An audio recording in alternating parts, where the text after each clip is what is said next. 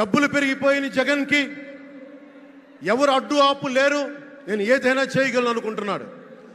రావణాసురుడు కూడా ఒకటే అనుకున్నాడు, నా చుట్టూ బంగారంతో కట్టిన లంక ఉంది, వజ్రాలతో వైడూర్యాలతో ఉన్న పుష్పక విమానం ఉంది, ధీరులు సూరులు మంది మార్బలం ఉన్నారు అనుకున్నాడు. నన్నేం చేయగలడు అనుకున్నాడు. నార చీర కట్టుకొని నేల మీద నిలబడి శ్రీరాముడు బాణంతో చంపేశాడు. అయోధ్యకే రాముణ్ణి తీసుకొచ్చిన శ్రీ మోదీ గారు ఇక్కడ ఉంటే రాష్ట్రాన్ని రావణకాస్త్రం చేసిన చిటికిని వేలంత రావణాసురుణ్ణి తీసేయడం అంత కష్టమా? నేను తాడేపల్లిగూడెం సభలోనే చెప్పాను, ఇక్కడ నుండి నేను దేవదత్తం పూరిస్తున్నాను అని. అర్జునుడు పూరించిన శంఖం దేవదత్తం అంటే నేను దేవదత్తం అన్నాను, కానీ పాంచజన్యం అనలేదు. అది పూరించాల్సింది ద్వారకలో ఉన్న శ్రీకృష్ణుడే. అక్కడి నుండే మోదీ గారు పాంచజన్యాన్ని వచ్చిన మోదీ గారు